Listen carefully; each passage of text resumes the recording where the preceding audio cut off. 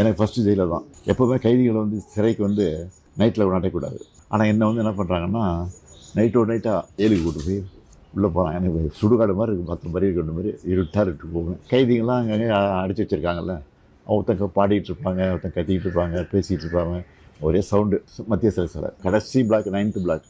அங்கே யாரை அடைச்சி வச்சுட்டாங்கன்னா அந்த தொழுநோய் அந்த பேஷண்ட்டை தான் அங்கே இருந்திருக்கிறாங்க. ஏன்னா பஞ்சு, இந்த ரத்தம் எல்லாம் எல்லாம் செவத்தில் இருக்குது. அவன் வரிசையாக 11 ரூம்ஸ். அதில் ஒரு தாராளமாக படுக்கிறதுனா ஒருத்தர் 2 பேர் தான் படுக்கலாம். ஒரு ரூம்லேயும் 9 பேர் 10 பேர் படுத்திருக்காங்க.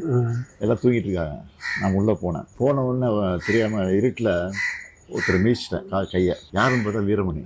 ஓ, தம்பி முடிச்சாரு. என்ன சாரிண்ணா நீங்கள் ஆமாம் வாவான்னு கூப்பிட்டாரு. அந்த சென்னை சிறைச்சாலை பொறுத்த வரைக்கும் என்னென்னா வித்யாசாகர்னு ஒரு சூப்பரண்ட் இருக்காங்க. அந்த சூப்பரண்ட் வந்து பச்சைபாஸ் காலேஜ் ட்ரஸ்ட்டில் எலெக்ஷன் நிற்கிறாரு. அப்போ வந்து என்விஎன் சோமுன்னு நம்ம திமுகவில் அவர் நடராஜனுடைய அவர் ஏற்றுன்னு ஜெயிச்சிட்டாரு.